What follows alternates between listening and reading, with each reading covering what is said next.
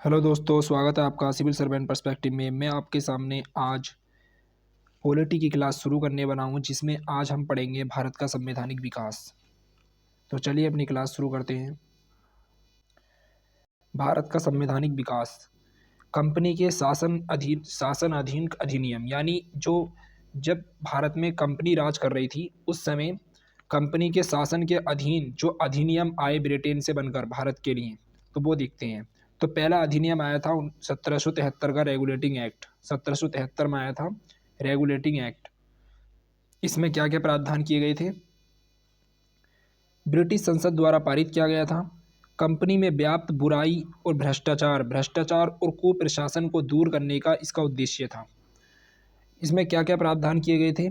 Madras presidency, Bombay presidency और बंगाल का governor, इन तीनों को कलकत्ता प्रेसिडेंसी के अधीन कर दिया गया। बंगाल यानी अंग्रेजी क्षेत्रों का गवर्नर जनरल, उसे बंगाल का गवर्नर जनरल कहा जाने लगा। जो बंगाल के गवर्नर था उसे अब क्या कहा जाने लगा? बंगाल का गवर्नर जनरल। बंगाल का गवर्नर जनरल कहा जाने लगा 1773 के रेगुलेटिंग एक्ट में। सर्वप्रथम सुप्रीम कोर्ट की यानी सर्वोच्च न्यायालय की स्थापना की गई 1774 में, और इसके जो प्रथम मुख्य न्यायाधीश बने थे वो बने थे Elijah Impey, sir Elijah Impey. तो ये भी पूछा जाता है। फिर इससे अगला जो अधिनियम आया वो आया था 1784 का पिट्स इंडिया एक्ट। 1784 का पिट्स इंडिया एक्ट, इसे देखते हैं। इसमें क्या प्रावधान किए गए? कंपनी के मामलों में सरकारी नियंत्रण में वृद्धि कर दी गई। नियंत्रण बोर्ड का गठन किया गया। इसमें ये इंपॉर्टेंट है, ये पूछा जाता है कि बोर्ड ऑफ कंट्रोल यानी नियंत्रण बोर्ड का गठन किस एक्ट से किया गया था? 1784 के पिट्स इंडिया एक्ट से। कंपनी के व्यापार में हस्तक्षेप की नीति, यानी कंपनी के व्यापार में कोई हस्तक्षेप नहीं करेगा। कंपनी के व्यापारिक एवं राजनीतिक कार्यों को एक दूसरे से अलग कर दिया गया। 1784 के एक्ट द्वारा कंपनी के व्यापारिक एवं राजनीतिक कार्यों को एक दूसरे से अलग कर दिया गया। अगला एक्ट आया था 1786 में। 1786 का अधिनियम, ये कोई खास इतना इम्पोर्टेंट नहीं है, फिर भी आप इसे देख लो कि गवर्नर जनरल को विशेष इस परिस्थितियों में अपने परिषद के निर्णय को रद्द करने तथा अपने निर्णय को लागू करने का अधिकार दे दिया गया। यानी जो गवर्नर जनरल की परिषद थी उसके निर्णय को रद्द करने का अधिकार गवर्नर जनरल को दे दिया गया। ये चार्टर एक्ट 1813 का बहुत इंपॉर्टेंट है, इसे देखते हैं। चार्टर एक्ट 1813 से कंपनी का व्यापारिक एकाधिकार समाप्त कर दिया गया, और किन दो अधिकारों को छोड़कर? चाय का व्यापार और चीन के साथ व्यापार, यानी चाय और चीनी, यानी चाय का व्यापार और चीन के साथ व्यापार को छोड़कर कंपनी का व्यापारिक अधिकार एकाधिकार को समाप्त कर दिया गया। कंपनी को अगले 20 वर्षों के लिए भारतीय प्रदेशों और राजस्व पर नियंत्रण का अधिकार दे दिया गया। प्रथम बार शिक्षा पर खर्च करने का प्रावधान किया गया। तो इसमें ये वेरी वेरी इंपॉर्टेंट है कि सबसे पहली बार शिक्षा पर खर्च करने के लिए जो प्रावधान किया गया था, कितने रुपए? 1 लाख रुपये प्रति वर्ष। तो वो 1813 के चार्टर अधिनियम द्वारा किया गया। चार्टर एक्ट 1833 का देखते हैं, ये भी बहुत इंपॉर्टेंट है। कंपनी के सभी वाणिज्यिक एकाधिकार समाप्त कर दिए गए, यानी वो चाय और चीनी वाला भी समाप्त कर दिया गया एकाधिकार। कंपनी को केवल एक राजनीतिक कार्य करने के लिए बना दिया गया। यानी व्यापार, जो एकाधिकार का मतलब था, पहले जो था ब्रिटेन और भारत के बीच में जो व्यापार करती थी, जो भारत से व्यापार करने का अधिकार था वो केवल ईस्ट इंडिया कंपनी को था। लेकिन 1813 के एक्ट से इस एकाधिकार को समाप्त करके अन्य कंपनियों को, जो ब्रिटेन की अदर कंपनीज थी, उन्हें भी भारत में आने का मौका दिया गया। और इसमें एक बात छूट गई, आप 1813 के एक्ट में एक बात और लिखना, यहाँ पर ईसाई मिशनरियों को आने की परमिशन दे दी गई थी। 1813 के एक्ट में ही जो ईसाई मिशनरीज थी उन्हें भारत आने की परमिशन दे दी गई थी। आगे देखते हैं 1833 का एक्ट। इसमें कंपनी के सभी वाणिज्यिक अधिकार समाप्त कर दिए, केवल राजनीतिक संस्था बना दिया गया कंपनी को। इसमें इस एक्ट के तहत 1833 के एक्ट के तहत ही बंगाल का गवर्नर जनरल अब पूरे भारत का गवर्नर जनरल कहलाने लगा।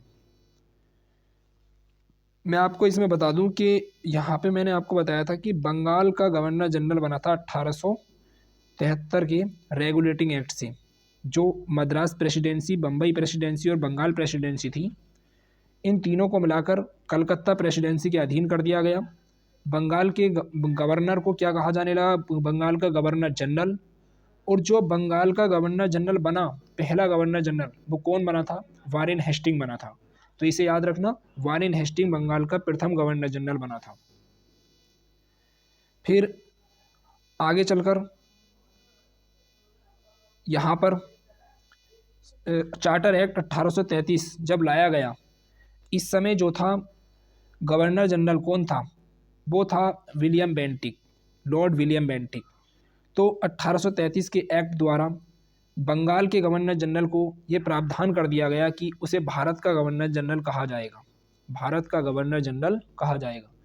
तो भारत का प्रथम गवर्नर जनरल जो बना 1833 के एक्ट से, वो कौन बना? लॉर्ड विलियम बेंटिक बना, क्योंकि जो अंतिम गवर्नर था वो कौन था?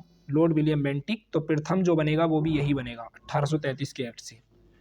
अगर वो पूछे कि आपसे बंगाल का अंतिम गवर्नर जनरल कौन था, तब लगाना लॉर्ड विलियम बेंटिक। और भारत का प्रथम गवर्नर जनरल कौन था, तब भी लॉर्ड विलियम बेंटिक। अगला देखते हैं क्या प्रावधान किए गए इसमें 1833 के एक्ट में, और देखते हैं। जैसे कानून बनाने के लिए गवर्नर जनरल की परिषद में एक विधि सदस्य को शामिल किया गया।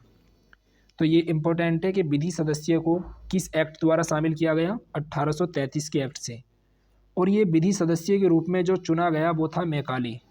मैकाले को प्रथम विधि सदस्य बनाया गया। बॉम्बे और मद्रास प्रेसिडेंसी से कानून बनाने का अधिकार छीन लिया गया। अगला एक्ट देखते हैं। अगला एक्ट है चार्टर एक्ट 1853 का। ये एक्ट जो होते थे ये 20-20 साल के अंतराल पर आते थे, लेकिन उससे पहले भी अगर संशोधन करने की ज़रूरत पड़ती थी या कोई ऐसी इमरजेंसी आती थी तो उससे पहले भी लाया जा सकता था। तो ये चार्टर एक्ट 1853 का आया, जो 1833 से 20 साल बाद आया। इसमें क्या क्या प्रावधान किए गए? इसमें नियंत्रण बोर्ड और उसके पदाधिकारियों का वेतन निश्चित कर दिया गया। ये कोई खास इतना इम्पोर्टेंट नहीं है। सरकार द्वारा, यानी निश्चित ये कौन करेगा? यानी जो नियंत्रण बोर्ड था और उसके पदाधिकारी थे, उसका जो वेतन था वो निश्चित करने का अधिकार सरकार को दे दिया गया। सरकार द्वारा होगा उसके वेतन का प्रावधान। धन जो देगी वो कंपनी देगी, यानी जो इनका वेतन जाएगा वो कंपनी से जाएगा, भारत से। डायरेक्टरों की संख्या 24 से घटाकर 18 कर दी गई। कौन से अधिनियम द्वारा? 1853 के चार्टर एक्ट द्वारा। और 6 सदस्य क्राउन द्वारा मनोनीत करना सुनिश्चित किया गया। इनमें से 18 में से 6 सदस्य क्राउन द्वारा मनोनीत किए जाएंगे और 24 से घटाकर 18 कर दी गई। आगे देखते हैं भारत सरकार अधिनियम 1858। ये अधिनियम लाया गया था 1857 की क्रांति के बाद। भारत सरकार अधिनियम 1858। इससे पहले के एक्ट को क्या कहा जाता था? चार्टर अधिनियम। क्यों कहा जा रहा था उन्हें चार्टर अधिनियम? क्योंकि वो कंपनी के शासन अधीन जब भारत था, यानी ईस्ट इंडिया कंपनी के शासन अधीन जब भारत था, तब उसे बोल रहे थे चार्टर एक्ट। लेकिन अब भारत सरकार अधिनियम इसे कहा जाने लगा 1858 से, क्योंकि इसमें कुछ विभिन्न परिवर्तन किए गए, यानी नए नए बदलाव किए गए। जैसे 1857 की क्रांति के बाद में ये लाया गया। इसमें भारतीय प्रशासन का नियंत्रण कंपनी से छीनकर किसे दे दिया गया? ब्रिटिश राज मुकुट, यानी ब्रिटिश क्राउन के अधीन कर दिया गया। तो ये बहुत इंपॉर्टेंट है कि भारतीय प्रशासन का नियंत्रण कंपनी से छीनकर ब्रिटिश क्राउन के अधीन किस अधिनियम द्वारा कर दिया गया था? 1858 के भारत शासन अधिनियम द्वारा। भारत राज्य सचिव, यानी एक भारत सचिव की नियुक्ति की गई। भारत सचिव की नियुक्ति की गई, जिसमें एक भारत सचिव जो होता था वो भारत के लिए जो भारत द्वारा वायसराय भारत में जो वायसराय की नियुक्ति की गई है, उस वायसराय और जो ब्रिटेन में भारत सचिव बैठा है उसे सम्राट के अधीन किया गया। यानी सम्राट के अधीन जो दूसरे नंबर पर सेकंड हाईएस्ट पावर थी वो भारत सचिव था। तो भारत सचिव और भारत में बैठा वायसराय के बीच में जो कोऑर्डिनेशन होता था, उसके लिए, यानी जो वायसराय था वो भी अपनी रिपोर्ट किसे पेश करेगा? भारत सचिव को। तो एक भारत सचिव का प्रावधान किया गया और उसके साथ में भारत सचिव के साथ में 15 सदस्यीय भारतीय परिषद का भी प्रावधान किया गया। एक भारतीय परिषद भी बनाई गई, 15 सदस्यीय भारतीय परिषद। और इस भारत सचिव के साथ में भारत सचिव प्लस 15 भारतीय सचिव परिषद को क्या कहा गया, एक साथ मिलाकर गृह सरकार की संज्ञा दी गई। इसे कहा गया गृह सरकार। 15 भारतीय परिषद की सदस्य यानी 15 सदस्यों की भारतीय परिषद और भारत सचिव को मिलाकर जो कहा गया उसे कहा गया गृह सरकार। और जो भारत सचिव होता था तो वो भारत में नहीं बैठता था, वो रहता था ब्रिटेन में, उसकी परिषद भी ब्रिटेन में रहती थी, लेकिन उसका जो वेतन जाता था वो भारत से जाता था।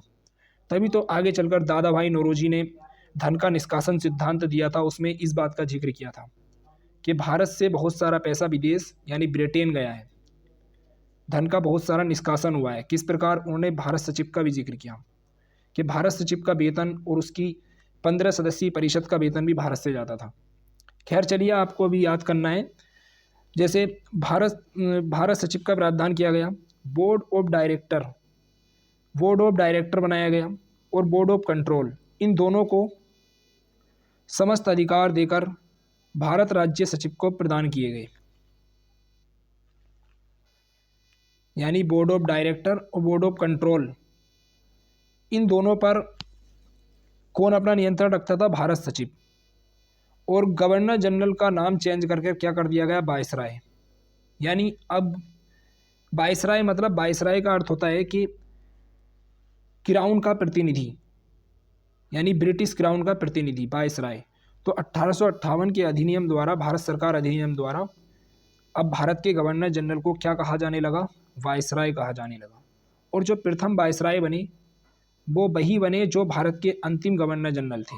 वो कौन थे, वो थे कैनिंग, लॉर्ड कैनिंग। और प्रथम वायसराय भी कौन बने, लॉर्ड कैनिंग। भारत में ब्रिटिश क्राउन यानी ताज का प्रत्यक्ष प्रतिनिधि वायसराय को बनाया गया, तो इसे याद रखना। बाकी ब्रिटिश, अब देखते हैं कि ब्रिटिश ताज के शासन अधीन अधिनियम, यानी अब तक जो आए थे 1858 तक जो एक्ट आए, जो 1853 तक और 1858 तक जो एक्ट आए वो कौन से थे, वो ईस्ट इंडिया कंपनी के अधीन थे। शासन किसका चल रहा था, ईस्ट इंडिया कंपनी का। लेकिन अब ब्रिटिश ताज के अधीन आएंगे, क्योंकि भारत का शासन किसके अधीन कर दिया गया है, क्राउन के अधीन। तो देखते हैं अब कौन कौन से एक्ट आए थे। जैसे पहला आया था इसमें 1861 का भारतीय परिषद अधिनियम, भारतीय परिषद अधिनियम 1861। इसमें वायसराय को आपातकाल में अध्यादेश जारी करने की शक्ति दी गई। ये बहुत इंपॉर्टेंट है, इसे याद रखना आप कि अध्यादेश जारी करने की शक्ति वायसराय को आपातकाल की स्थिति में किस अधिनियम द्वारा दी गई थी, 1861 के भारतीय परिषद अधिनियम द्वारा। अध्यादेश लागू रहने की अधिकतम अवधि 6 माह थी और अभी भी कितनी है, 6 माह है। वायसराय की परिषद को कानून बनाने की शक्ति प्रदान की गई, यानी जो वायसराय की परिषद थी उसे। और लॉर्ड कैनिंग द्वारा विभागीय प्रणाली की शुरुआत की गई, विभाग बनाए गए।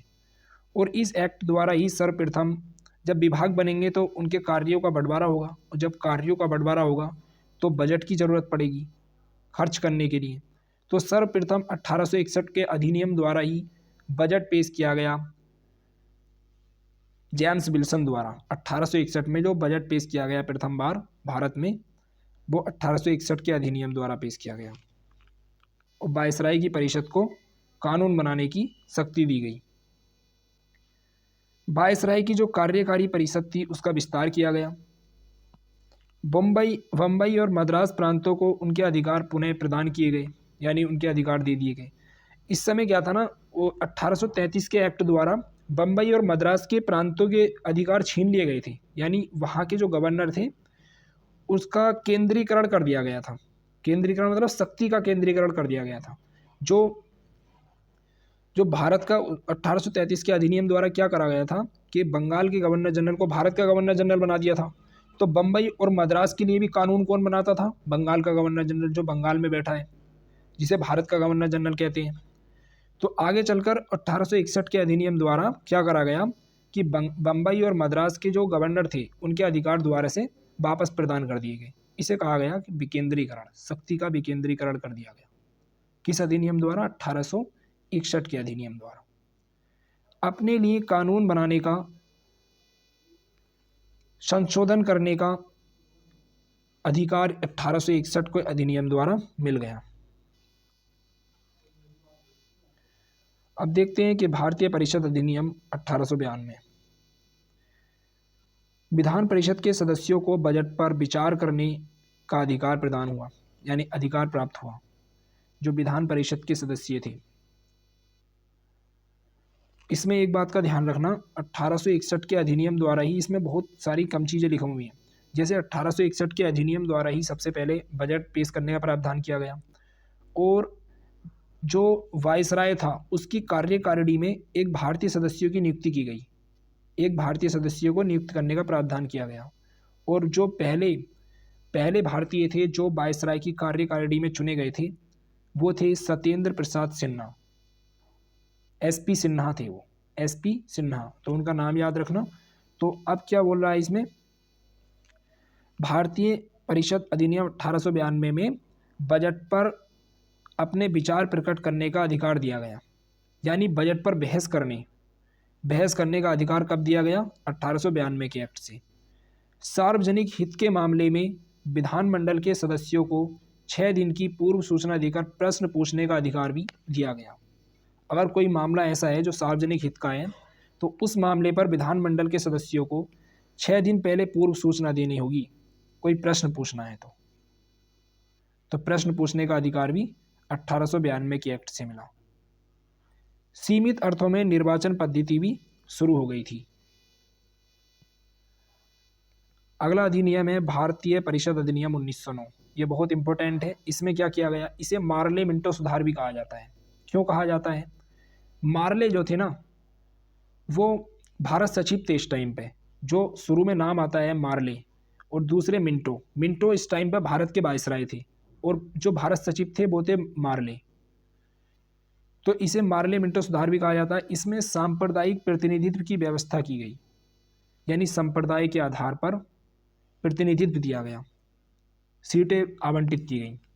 तो सबसे पहले इस अधिनियम द्वारा ही, 1909 के अधिनियम द्वारा ही मुस्लिमों का पृथक निर्वाचन करने का अधिकार दिया गया, यानी मुस्लिमों के लिए पृथक निर्वाचन पद्धति की शुरुआत जो हुई वो भारतीय परिषद अधिनियम 1909 में हुई। केंद्रीय विधानमंडल के सदस्यों को बजट पर मत देने का अधिकार नहीं दिया गया इस अधिनियम द्वारा। तो नहीं दिया गया, इस बात को ध्यान रखना। जो केंद्रीय विधानमंडल के सदस्य थे उन्हें बजट पर वोट डालने का अधिकार अभी नहीं मिला है। इस बात का ध्यान रखना है कि सांप्रदायिक प्रतिनिधित्व जो दिया गया था वो 1909 के एक्ट द्वारा दिया गया था।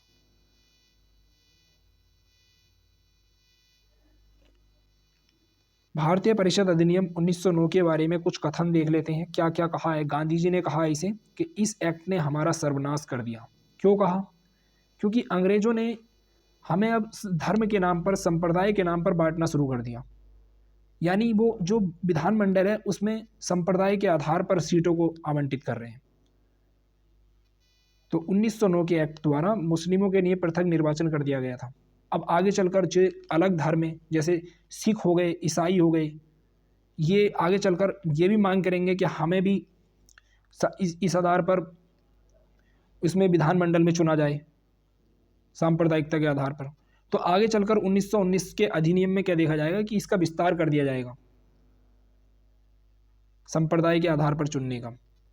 तो गांधी जी ने कहा था इस एक्ट को कि इसने हमारा सर्वनाश कर दिया। रैमजे मैकडोनाल्ड क्या कहते हैं? रैमजे मैकडोनाल्ड कहते हैं कि ये सुधार प्रजातंत्रवाद और नौकरशाही के मध्य एक अधूरा और अल्पकालीन समझौता है। तो इसे याद रख लेना कि कथन दे के पूछ सकता है कि ये कथन किसने कहा था। ये सुधार यानी 1909 का अधिनियम प्रजातंत्रवाद और नौकरशाही के मध्य एक अधूरा और अल्पकालीन समझौता है, ये कहा था रैमजे मैकडोनाल्ड ने। अगला अधिनियम है भारत सरकार अधिनियम 1919। इसे मॉन्टेग्यू चैम्सफोर्ड सुधार भी कहते हैं। मॉन्टेग्यू थे भारत सचिव और चैम्सफोर्ड थे इस समय भारत के वायसराय। इसके द्वारा क्या किया गया कि प्रांतों में द्वैत शासन प्रारंभ कर दिया गया। अब द्वैत शासन का अर्थ क्या होता है? प्रांत, यानी इस समय तक जो ब्रिटिश इंडिया के जो प्रांत थे वो 8 प्रांत हुआ करते थे। तो अब प्रांतों की जो विधानमंडल थी, जो प्रांतों में प्रांतीय विधानमंडल थी, उसमें द्वैत शासन प्रारंभ कर दिया गया। यानी जो वहाँ का गवर्नर था और जो वहाँ की विधान परिषद थी। यहाँ पर द्वैत शासन का क्या अर्थ है? द्वैत शासन का अर्थ है कि जो प्रांत में गवर्नर हुआ करता था और जो प्रांतीय विधानमंडल था, उन्हें शक्तियाँ दे दी गई अलग अलग बांटकर। जैसे इसमें शक्तियों को 2 भागों में बांट दिया गया, यानी जो विषय थे कानून बनाने के लिए, जैसे हस्तांतरित विषय और सुरक्षित विषयों में 2 भागों में बांट दिया गया। सुरक्षित विषय गवर्नर ने अपने पास रखे और हस्तांतरित विषयों पर जो कानून बनाने का अधिकार दिया गया वो प्रांतीय विधानमंडलों को दिया गया। अब सुरक्षित विषयों में कौन कौन से विषय शामिल थे और हस्तांतरित विषयों में? तो सुरक्षित विषयों में शामिल था जैसे विदेश नीति से संबंधित कोई कानून है, रक्षा से संबंधित कोई कानून है। जितने भी महत्वपूर्ण बड़े बड़े कानून थे वो सुरक्षित विषयों में शामिल किए गए। और जो जैसे सार्वजनिक मामलों से जुड़े कुछ कानून थे, जैसे शिक्षा से संबंधित, स्वास्थ्य से संबंधित जितने भी कानून थे, उन पर जो कानून बनाने का अधिकार दिया गया वो प्रांतीय विधानमंडलों को दिया गया। तो द्वैत शासन का यह अर्थ था। आप इतना याद रखना कि प्रांतों में जो द्वैत शासन की शुरुआत हुई थी वो भारत सरकार अधिनियम 1919 के अधिनियम द्वारा हुई थी। अगला है इसमें कि पहली बार उत्तरदायी शासन शब्दों का स्पष्ट प्रयोग किया गया 1919 के अधिनियम द्वारा। उत्तरदायी शासन प्रांतीय विषय मैंने आपको बताया, देखो इसमें आरक्षित और हस्तांतरित दोनों विषयों में विभाजित कर दिया गया प्रांतीय विषयों को। अधिनियम का आधार क्या था? मॉन्टेग्यू चेम्सफोर्ड की रिपोर्ट, यानी ये रिपोर्ट लाई गई थी। अब अगला अधिनियम देखते हैं हम, भारत सरकार अधिनियम 1935 में। ये कब आया? इसमें क्या क्या प्रावधान किए गए? पहला प्रावधान कि इसने संघीय लोक सेवा आयोग के गठन का प्रावधान किया कि भारत में एक संघीय लोक सेवा आयोग होगा। अखिल भारतीय संघ की स्थापना की गई 1935 के अधिनियम द्वारा। प्रांतों में द्वैत शासन समाप्त करके केंद्र में द्वैत शासन लागू कर दिया गया भारत सरकार अधिनियम 1935 द्वारा। तो इसे याद रखना, यहाँ पर बहुत कन्फ्यूजन होता है कि जो प्रांत थे उनमें द्वैत शासन समाप्त कर दिया गया 1935 के अधिनियम से, और केंद्र में द्वैत शासन की शुरुआत कब हुई? 1935 के अधिनियम द्वारा। तो प्रांतों को स्वायत्तता दे दी गई। स्वायत्तता यानी उन्हें ऑटोनोमस बॉडी के तौर पर उन्हें स्वायत्तता दे दी गई। ठीक है, आगे है इसमें उत्तरदायी शासन यानी स्वशासन की शुरुआत हुई। प्रांतों को दोहरे शासन के स्थान पर स्वशासन दिया। कुछ आगे प्रावधान देखते हैं, जैसे भारत सरकार अधिनियम 1935 के कुछ अन्य प्रावधान। सांप्रदायिक और वर्गीय मतदाता मंडलों का विस्तार कर दिया गया। क्या महत्व है इसका? कि भारत के वर्तमान संवैधानिक ढांचे का आधार स्रोत बना काफ़ी हद तक। यानी जो भारतीय संविधान है उसमें जो सबसे ज़्यादा प्रावधान लिए गए हैं वो भारत सरकार अधिनियम 1935 से लिए गए हैं। तो ये इसका महत्व है। इसने द्विसदनीय व्यवस्था की शुरुआत की। केंद्रीय विधानमंडल में दो सदन, एक था विधान परिषद और एक था वो द्विसदनीय व्यवस्था का मतलब ये है कि राज्य परिषद यानी उच्च सदन और केंद्रीय विधानसभा निम्न सदन, ये 2 सदन बना दिए गए। एक राज्य परिषद जिसे उच्च सदन बोलते थे और एक केंद्रीय विधानसभा निम्न सदन। शक्तियों का विभाजन कर दिया गया केंद्र एवं प्रांतों में, यानी 1935 के अधिनियम द्वारा ही जो वर्तमान में अनुसूची 7 दिखती है आपको। अनुसूची 7 में क्या है? उसमें 3 सूचियाँ डाली गई हैं, राज्य सूची, संघीय सूची और समवर्ती सूची। तो ये सबसे पहले जो प्रावधान आया था इन सूचियों का वो 1935 के अधिनियम द्वारा ही आया था। शक्तियों का विभाजन कर दिया गया। स्थापना की गई फेडरल न्यायालय की, यानी संघीय न्यायालय बनाया गया 1937 में। 1935 के अधिनियम द्वारा ही एक संघीय न्यायालय की स्थापना की गई। इसमें जवाहरलाल नेहरू का कथन है कुछ जो 1935 के अधिनियम के लिए है। जैसे इन्होंने कहा था कि एक कार जिसमें ब्रेक तो है पर इंजन नहीं है, ये जवाहरलाल नेहरू ने कहा था 1935 के अधिनियम के लिए। गुलामी का अधिकार पत्र कहा, दास्ता का आज्ञा पत्र कहा था इसे। अनुदेश प्रपत्र ये भी कहा था। राज्य के नीति के निदेशक तत्व के रूप में इसे समाविष्ट किया गया। भारत के संविधान में 1950 में जब भारत का संविधान लागू हुआ तो सबसे ज़्यादा जो प्रावधान लिए गए वो 1935 के अधिनियम द्वारा ही लिए गए। कांग्रेस के लखनऊ अधिवेशन 1936 में भारत सरकार अधिनियम 1935 को अस्वीकृत कर दिया गया, यानी स्वीकार नहीं किया गया था। जो कांग्रेस का लखनऊ अधिवेशन हुआ था जिसकी अध्यक्षता जवाहरलाल नेहरू ने की थी। आगे देखते हैं भारतीय स्वतंत्रता अधिनियम 1947। इसमें क्या क्या किया गया कि अविभाजित ब्रिटिश भारत का विभाजन करके भारत एवं पाकिस्तान दो स्वतंत्र अधिराज्यों की स्थापना की गई। इस अधिनियम का नाम था भारतीय स्वतंत्रता अधिनियम 1947। 15 अगस्त 1947 से भारतीय रियासतों पर ब्रिटिश संप्रभुता की समाप्ति कर दी गई। दोनों अधिराज्यों की संविधान निर्मात्री सभा को संविधान बनाने का अधिकार दिया गया। दोनों अधिराज्यों को ब्रिटिश राष्ट्रमंडल से अलग होने की स्वतंत्रता दी गई।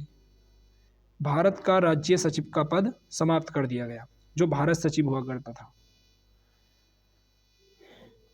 अब कुछ इससे जुड़े आगे कुछ क्वेश्चन देख लेते हैं। जैसे बंगाल का जो प्रथम गवर्नर जनरल बना था, मैंने आपको बताया था कौन बना था, वारेन हेस्टिंग, जो पहले बंगाल का गवर्नर हुआ करता था। प्रधान सेनापति की शक्तियां सर्वप्रथम किसे प्राप्त हुई, लॉर्ड कॉर्नवालिस से। लॉर्ड कॉर्नवालिस ने, यानी जो प्रधान सेनापति है उसकी शक्तियां प्राप्त किया लॉर्ड कॉर्नवालिस। भारत के प्रथम गवर्नर जनरल कौन हुए, 1833 के अधिनियम द्वारा, लॉर्ड विलियम बेंटिक। कानून निर्माण में भारतीय प्रतिनिधियों को शामिल करने की शुरुआत की गई भारतीय परिषद अधिनियम 1861 द्वारा। मैंने आपको बताया था कि 1861 के अधिनियम द्वारा ही जो वायसराय की कार्यकारिणी परिषद थी उसमें एक भारतीय को नामित किया गया था, जिनका नाम था SP सिन्हा, सत्येंद्र प्रसन्न सिन्हा या सत्येंद्र प्रसाद सिन्हा, इनमें से कुछ एक नाम है, देख लेना आप, थोड़ा कन्फ्यूजन में हूँ मैं। कानून निर्माण में भारतीय प्रतिनिधियों को शामिल करने की शुरुआत कब की गई, 1861 के अधिनियम द्वारा। बर्मा को भारत से अलग कर दिया गया था 1935 के अधिनियम से ही। अलग कब किया गया, 1937 में। ये प्रावधान लाया गया था कि बर्मा को भारत से अलग किया जाएगा 1935 के अधिनियम में, जबकि अलग किया गया 1937 में। सबसे पहले उत्तरदायी शासन शब्द का प्रयोग किया गया था 1919 के अधिनियम में। भारतीय रिजर्व बैंक की स्थापना का प्रावधान किया गया भारत सरकार अधिनियम 1935 द्वारा। संविधान सभा की सर्वप्रथम मांग किसने की थी, स्वराज पार्टी ने, मई 1934 में। स्वराज पार्टी ने जो औपचारिक रूप से मांग की थी संविधान सभा की, जबकि सबसे पहले जो संविधान सभा की मांग की थी वो 1895 में की थी बाल गंगाधर तिलक ने। सर्वप्रथम भारत में संविधान सभा के गठन का विचार देने वाले व्यक्ति कौन थे, MN रॉय, 1934 ईस्वी में। भारतीय राष्ट्रीय कांग्रेस ने पहली बार संविधान सभा की मांग कब की, 1934 में। यानी कांग्रेस ने भी, यानी स्वराज पार्टी, ये सब इन्होंने एक ही समय पर भारतीय संविधान सभा की मांग की थी 1934 में। भारतीय संविधान सभा चुनी कैसे गई थी, अप्रत्यक्ष निर्वाचन द्वारा। तो संविधान सभा को हम अगले पार्ट में देखेंगे। वीडियो काफ़ी लंबी हो गई है, मिलते हैं अगली क्लास में। अगर क्लास अच्छी लगी हो तो लाइक करें, सब्सक्राइब करें और शेयर करना ना भूलें। जय हिंद, जय भारत, थैंक यू।